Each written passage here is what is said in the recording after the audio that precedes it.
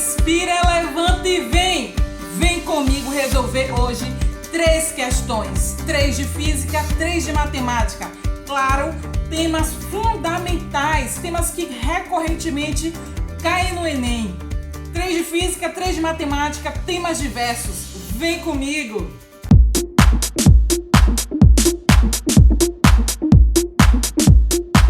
Bom, essa é uma questão, gente, que nem todo mundo consegue identificar o tema. É MEDC, máximo divisor comum. Então, acompanhe comigo para perceber a sutileza desse tema. Um arquiteto está reformando uma casa de modo a contribuir com o meio ambiente. Decide reaproveitar tábuas de madeiras retiradas da casa. Ele dispõe de 40 tábuas de 540 centímetros, 30 tábuas de 810 centímetros e 10 tábuas de 1080 centímetros. Todas de mesma largura e espessura, então a gente só tem a mudança do comprimento. Ele pediu a um carpinteiro que cortasse as tábuas em pedaços de mesmo comprimento. Aí está o detalhe, mesmo comprimento. Eu preciso identificar qual é o tamanho que eu posso dividir, que eu posso cortar todas as tábuas em mesmo tamanho, ou seja, qual é o máximo divisor comum. Sem deixar sobras e de modo que as novas peças fiquem com o maior tamanho possível e de comprimento menor que 2 metros. É outra condição que foi colocada. Atendendo ao pedido do arquiteto, o carpinteiro deverá produzir. Vamos descobrir qual é primeiro esse máximo divisor comum entre as 3 tábuas de tamanhos diferentes, né? Nós temos aqui uma tábua que mede 540, nós temos uma tábua que mede 810 e temos outra tábua que mede 1080 centímetros. Vamos em busca da nossa fatoração. Maravilha! Se é fatoração, começo com o número primo. Se todos são terminados em 0, eu vou começar utilizando o 2. Fico aqui com 270, temos 405 e dividindo aqui por 2, 540. Segundo, de novo eu tenho números terminados em 0, então divisíveis por 2. Ficamos aqui então com 135. Esse aqui eu vou repetir porque ele é ímpar, não dá para dividir por 2. Ficamos aqui então com 270, dividindo de novo por 2, porque eu tenho esse aqui, ó, que esse número que dá para dividir ainda por 2. Vou repetir o 135, o 405 e vou dividir aqui por 2, 135.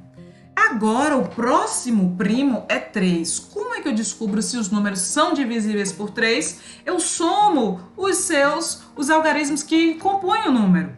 Por exemplo, 135 é 1 mais 3 mais 5. Vai ser 9. Da mesma forma, o 405. Então, são números divisíveis por 3. Os 3 números são divisíveis por 3. Então, ficamos aqui então com 45. Dividindo aqui por 3, ficamos com 135. Dividindo por 3, 45. Novamente, eu tenho os números divisíveis por 3. Então, fico com 15 aqui. Fico com o 45. E aqui, novamente, o 15. Puxar aqui um pouquinho, porque a fatoração é comprida. De novo, divisíveis por 3. Se aqui, ó, é por 3, então eu tenho 5, eu vou ter 15, aqui 5, e tenho ainda número divisível por 3, que é o 15, então eu vou repetir o 5.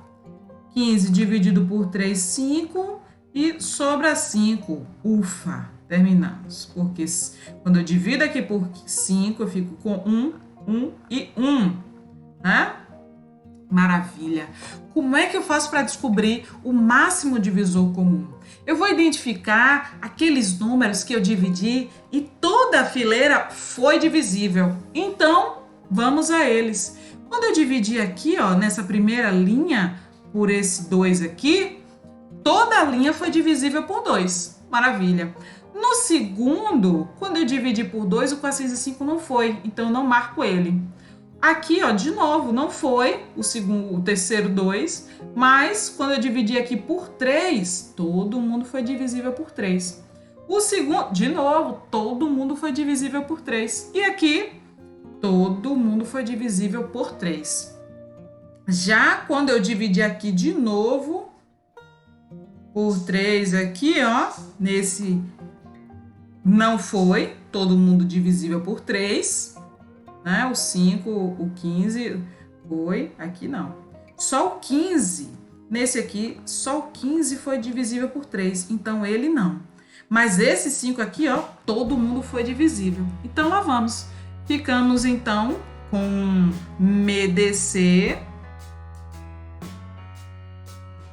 dos números 540, 810 e 1080.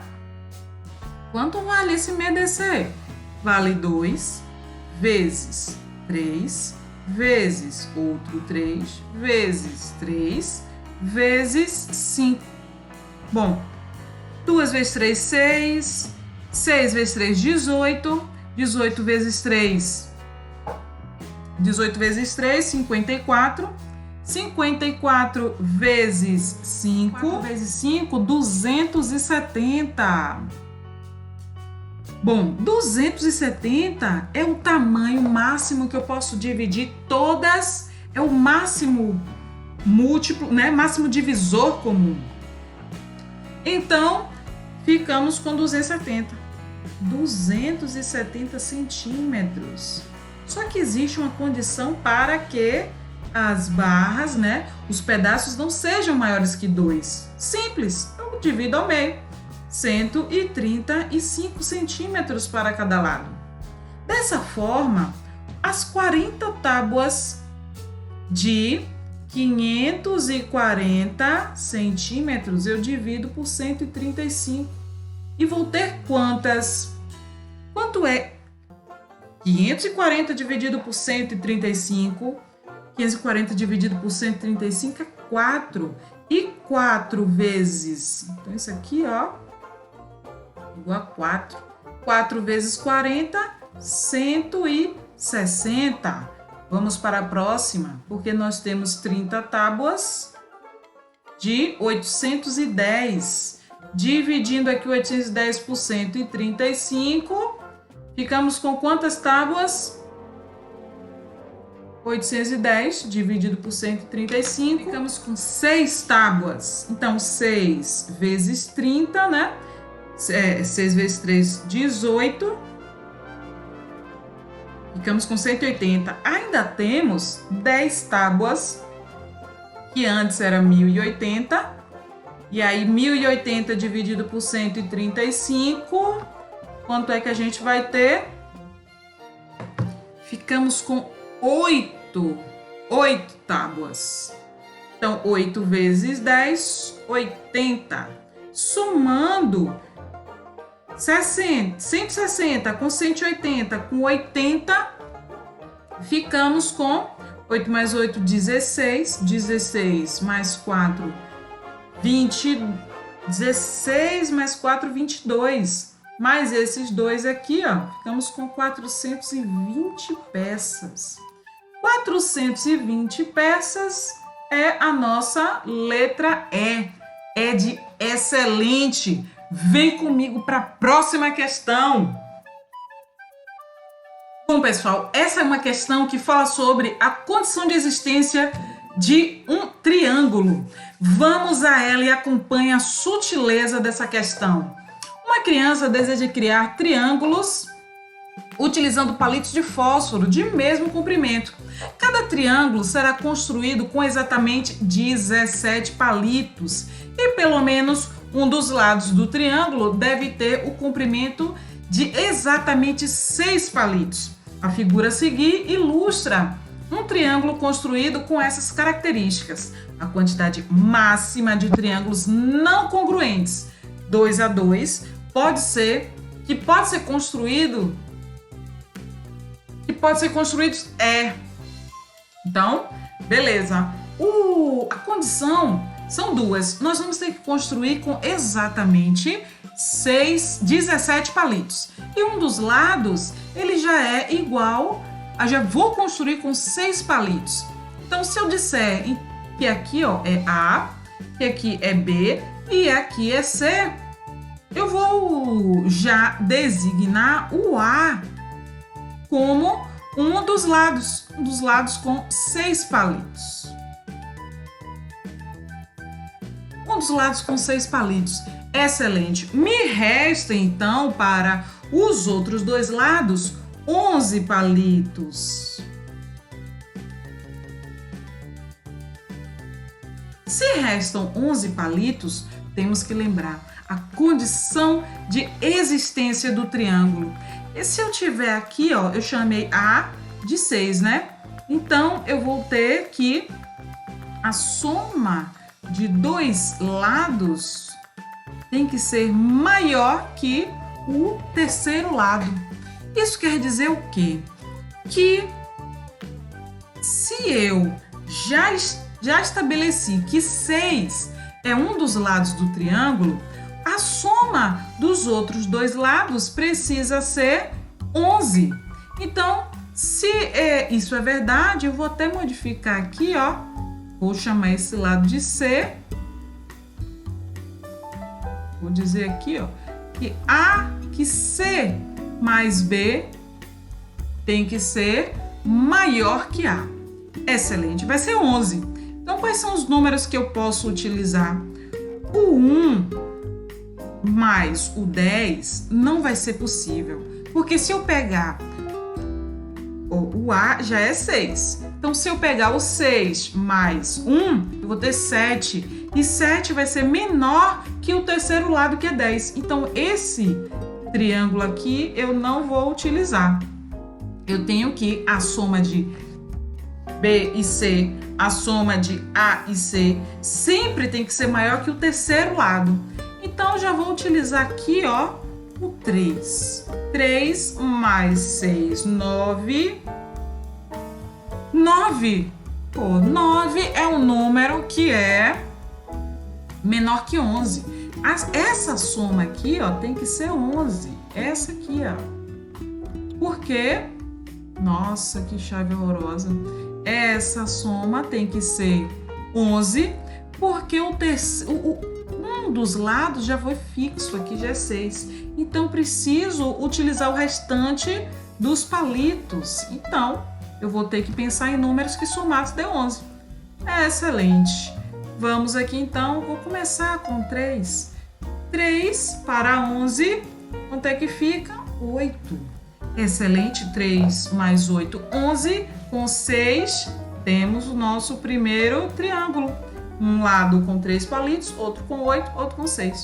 Se eu pegar agora aqui, e começar com o 4, eu vou ficar então com 4 para 11, tenho 7 e logo 6.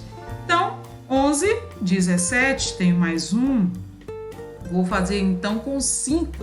5 mais 6. 5 mais 6, 11. Terceiro triângulo. E se eu fizer agora aqui, aumentando, né? 6. 6, fico com, para 11, 5. Opa, já é congruente. Então, esse aqui não pode. Tenho, então, 1, 2, 3 triângulos. 3 triângulos estão aqui, Letra A. A de agora vai e eu vou ter sucesso no Enem. Vem comigo para as próximas questões. Maravilha! Temos aqui uma questão que envolve geometria plana.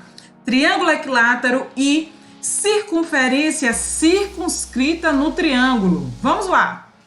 O tampo de vidro de uma mesa quebrou-se e deverá ser substituído por outro que tenha a forma de círculo.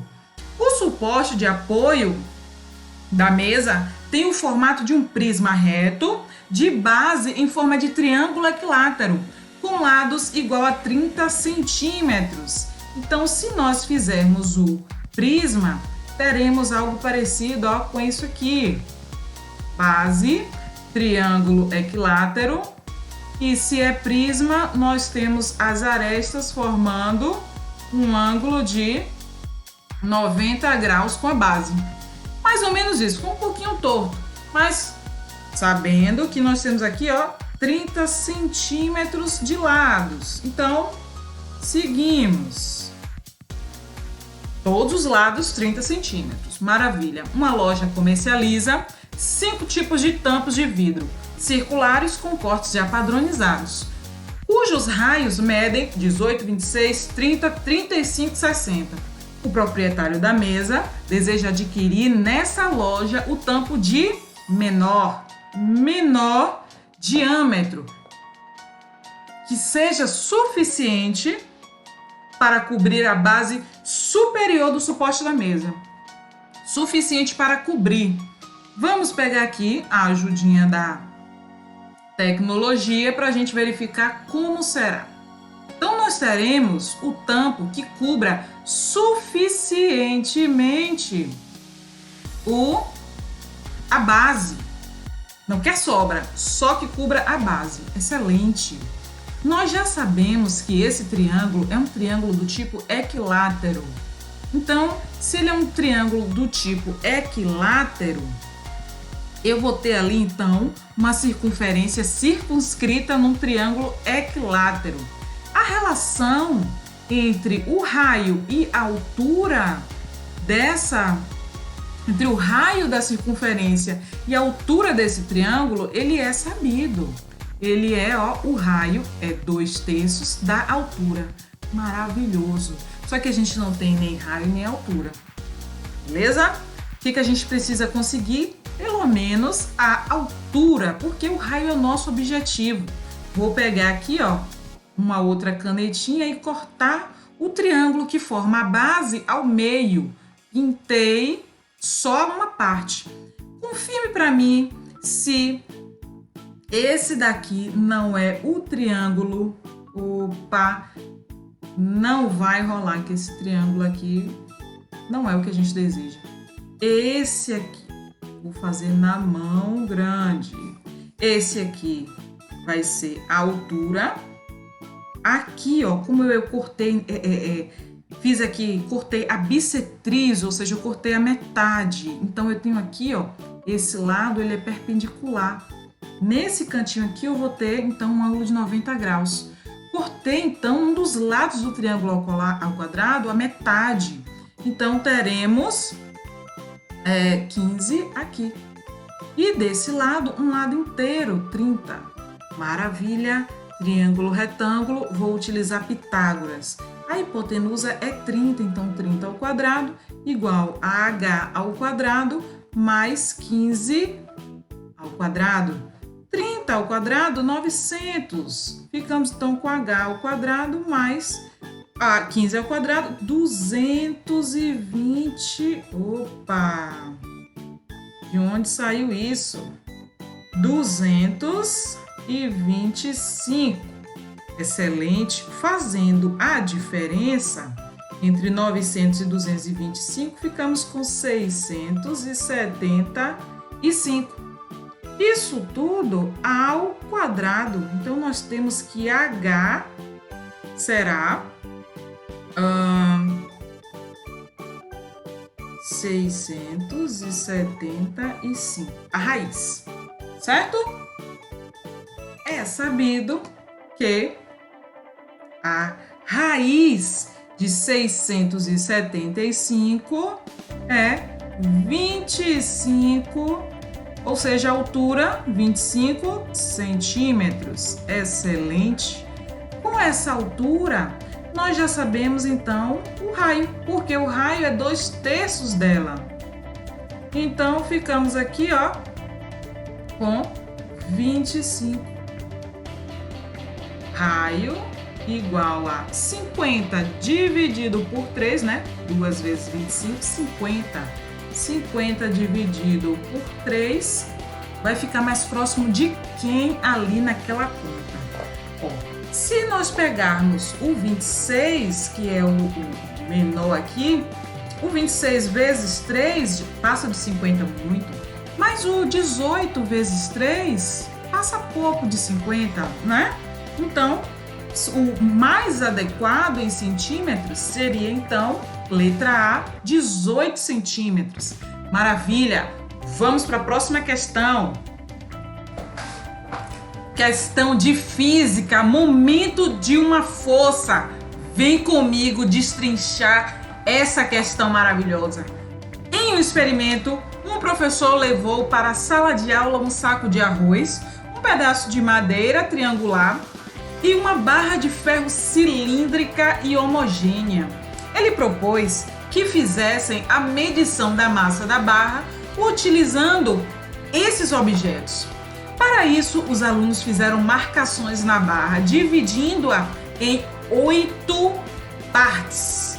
Dividindo-a em 8 partes iguais. E em seguida, apoiaram-na sob uma base triangular com o saco de arroz pendurado em uma de suas extremidades até atingir a situação de equilíbrio.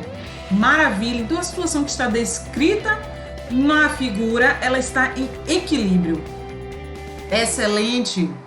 A situação de equilíbrio, gente, ela é relatada da seguinte forma. Nós temos no equilíbrio o quê?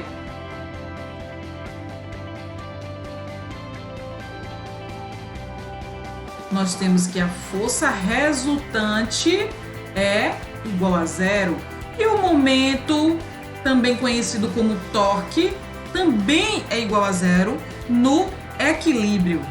Quais são as forças que estão atuando aí na barra? Bom, primeira força que está aqui nítida é o peso do arroz, que eu vou chamar de PA. Temos também a força aqui no ponto fixo, que eu vou chamar de F, né, do ponto fixo. Outra força importante que nós temos é o peso da barra, que inclusive está entre o nosso objetivo, PB. Bom, primeira coisa, o peso do arroz. O peso do arroz é a massa do arroz vezes a aceleração da gravidade. Se, olha lá, você tem uma massa de 5 quilos, então o peso do arroz vai ser a massa 5 vezes 10 da aceleração da gravidade. Peso do arroz, 50 newtons. Newtons, que é a unidade de medida de todas as forças. Excelente! O PB é o que nós queremos. Porque se tivermos PB, nós teremos a massa da barra. Porque G, calcularemos o PB, já temos o G e encontraremos a massa. Mas como encontrar o peso de B? Bom, nós temos que no equilíbrio o momento da força, o momento, o resultante é 0. Nós temos 3 forças atuando aí, né? Então temos o momento do arroz, o momento da força no ponto fixo e temos o momento da barra. Isso tudo tem que ser igual a 0. O sinal, gente, nós vamos falar já sobre ele. Antes de falar do sinal, nós vamos dizer que o momento no ponto fixo, no ponto de apoio, esse momento ele é 0. Então a gente já tem essa simplificação. Bom, com relação ao sinal, nós temos que o sentido anti-horário é definido como o positivo. Se isso é verdade, nós teremos quais forças no sentido anti-horário? Bom, se você seguir aqui, ó, o peso do arroz, ele está no sentido anti-horário, então positivo para o momento do arroz. No caso da barra, se você for, ó, seguindo aqui, ó, o peso da barra vem no sentido contrário ao do arroz, então negativo. Ficamos então com momento do arroz menos o momento da barra. Excelente. Mas, gente, o que é esse momento? O momento é o produto entre da força com a distância ao ponto de apoio. É a distância onde essa força está sendo aplicada ao ponto de apoio, ao ponto fixo. Então, dessa forma, vamos ao cálculo. Momento de uma força é, então, a força vezes a distância. Bom, nesse caso, nós já temos até o PA vezes a distância DA, que é a distância do arroz ao ponto fixo. MB, onde a força é o PB vezes a distância de onde a força, peso da barra, está sendo aplicada essa distância ao ponto fixo. Excelente! PA nós já temos 50 newtons vezes. Que distância é do arroz para o ponto fixo? Nós temos uma unidade, 2, 3 unidades. Então, ó, 3. Menos PB é o que nós queremos, é o nosso objetivo, vezes a força da barra, o peso da barra vai ser aplicado bem no centro de gravidade, no centro dessa barra, ok? Então, dessa forma, a distância do centro da barra, da metade da barra, do meio da barra para o ponto fixo é uma unidade. Então, 1 igual a 0. Dessa forma, 150, passo para lá, ele vai ficar negativo. Então, menos PB menos 150. Excelente. PB, vou multiplicar por menos 1, porque nós queremos PB e não menos PB. Maravilhoso!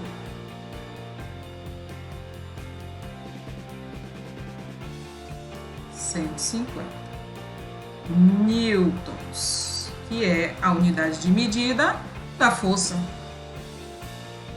Se a gente substituir aqui, ó, ficaremos com 150 MB, que é o que a questão está querendo, vezes 10. Corto esse zero com esse, chegamos finalmente a um MB igual a 15 quilogramas, massa no sistema internacional. 15 quilogramas, opa, letra E, é de excelente. Enem, lá vou eu. Segue para a próxima questão. Essa questão agora é de termodinâmica. Vem comigo que termodinâmica é certo no Enem. O ar atmosférico pode ser utilizado para armazenar o excedente de energia gerada no sistema elétrico, diminuindo o desperdício por meio do seguinte processo. Água e gás carbônicos são inicialmente removidos do ar atmosférico e a massa de ar restante é resfriada a menos 198 graus Celsius. Presente na proporção de 78% dessa massa de ar, o nitrogênio gasoso é liquefeito, ocupando um volume 700 vezes menor. A energia excedente do sistema elétrico é utilizada nesse processo, sendo parcialmente recuperada quando o nitrogênio líquido exposto à temperatura ambiente entra em ebulição e se expande, fazendo girar turbinas que convertem energia mecânica em energia elétrica, a base, da nossa matriz energética, transformar a energia mecânica em elétrica. Queda de água. No processo descrito, o excedente de energia elétrica é armazenado pela... Gente, o nitrogênio na atmosfera é encontrado em forma de gás. Eles falaram aí que o nitrogênio foi liquefeito, ou seja, sobre ele agiu uma força, ele sofreu o trabalho, Quando ele é comprimido, ele se liquefaz, ou seja, vamos à alternativa. No processo descrito, o excedente de energia elétrica é armazenado pela expansão do nitrogênio durante a ebulição? Não. A questão fala de compressão. A absorção de calor pelo nitrogênio durante a ebulição? Também não. Realização de trabalho sobre o nitrogênio durante a liquefação? Sim. O nitrogênio ele sofre a ação de uma força que realiza trabalho sobre ele. Logo, temos a nossa alternativa, letra C. Só um instante. Letra D. Retirada de água e gás carbônico da atmosfera antes do esfriamento. Não. Liberação de calor do nitrogênio para a vizinhança durante a liquefação. Não, ele está falando do excedente de energia e como ele é armazenado. Ele é armazenado, ele é entregue ao nitrogênio para se liquefazer. E aí, esse excedente é recebido de volta quando ele se expande. E aí ele, expande o êmbolo e realiza trabalho transformando energia, e assim a energia mecânica pode ser transformada em elétrica novamente. Letra C de certo, letra C de comigo você não se perde. Vem comigo para a próxima questão. Todo ano presente no Enem, calorimetria. Vem comigo e vamos analisar o que essa questão quer da gente. Vamos lá. Uma garrafa térmica tem como função evitar a troca de calor entre o líquido nela contido e o ambiente, mantendo a temperatura de seu conteúdo constante. Esse é o objetivo. Uma forma de orientar os consumidores na compra de uma garrafa térmica seria criar um selo de qualidade, como se faz atualmente para informar o consumo de energia de eletrodomésticos. O selo identificaria 5 categorias e informaria a variação da temperatura do conteúdo da garrafa, depois de decorridas 6 horas de seu fechamento, por meio de uma porcentagem do valor inicial da temperatura de equilíbrio do líquido na garrafa. O quadro apresenta as categorias e os intervalos de variação percentual da temperatura. Então, temos aí a tabela.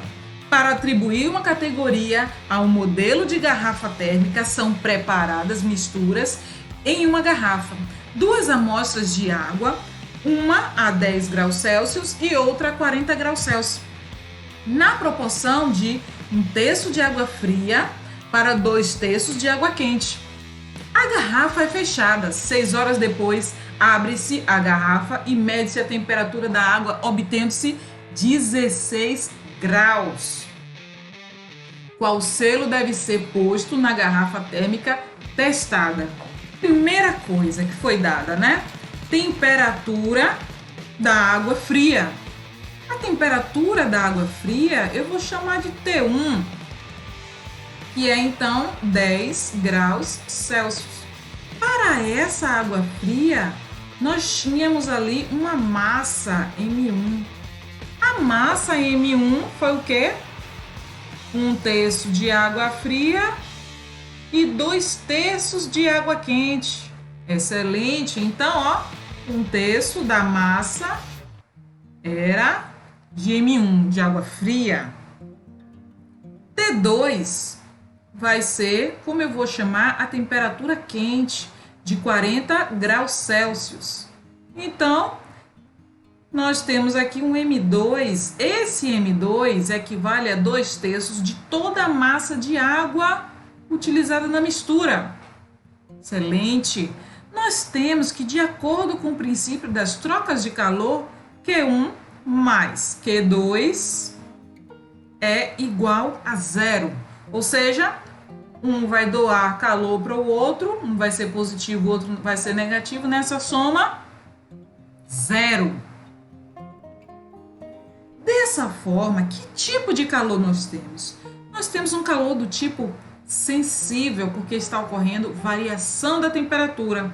Se é dessa forma, nós temos MC delta T, que é a variação da temperatura, mais, lembrando que aqui ó, é tudo de 1. Se é água, é o mesmo e aqui variação de 1. Então, M2, calor específico da água, vezes a variação da massa 2, igual a 0. Bom, M1 nós temos que é 1/3 de toda a massa de água que foi utilizada. O calor específico da água,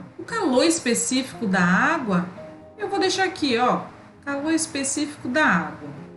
Variação de temperatura da água fria.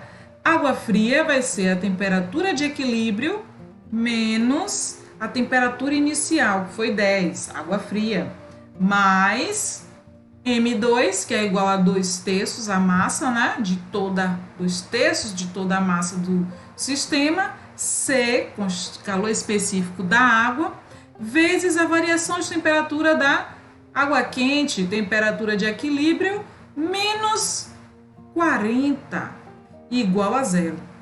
Concorde comigo que se eu pegar toda essa segunda parcela e jogar para o lado de lá, eu vou poder cortar, ó, o calor específico da água, já diminui bastante.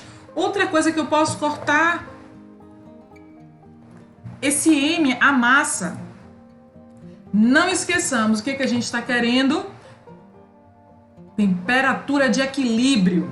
Então, só enxugando aqui a nossa expressão, ficamos com 1/3. Temperatura de equilíbrio, que é o que nós queremos para comparar com esses 16 graus, né? Ver qual a porcentagem relativa, que é o que a questão está querendo. Com essa porcentagem relativa, a gente vai identificar o selo da nossa garrafa. O selo em que ela pode ser enquadrada. Então, basta só achar essa temperatura de equilíbrio. Como nós vamos fazer isso? Vou fazer aqui, ó, a distributiva. Maravilha! Ficamos com temperatura de equilíbrio sobre 3 menos 10. Mais, de novo aqui, ó, 2/3 da temperatura de equilíbrio menos, opa, a gente tá aqui, ó, eu tenho que multiplicar por 1/3 também, então eu tenho aqui, ó, 3, quase, que a gente passa isso, passa batido. Então, ficamos com 80 sobre 3 aqui, igual a 0. Excelente, maravilha, todo mundo com expoente, com denominador 3. Expoente o quê? Denominador 3. Maravilha. Se todo mundo tem denominador 3, a gente pode fazer o seguinte. Vou pegar aqui, ó, somo, vou ficar com 3 sobre 3, temperatura de equilíbrio. Maravilhoso. Vou pegar agora aqui, ó, esse 10 a 10/3 e subtrair. Ficamos com menos 90 sobre 3. Oh, coisa boa, 90 sobre 3. Primeiro, 3 dividido por 3 é 1. Temperatura de equilíbrio. Igual, vou passar para lá, ó, que já vai positivo. 90 dividido por 3 é um digníssimo 30. 30 o quê? Graus Celsius, que é a unidade de temperatura que está sendo utilizada. Agora nós temos que encontrar esse intervalo de variação percentual.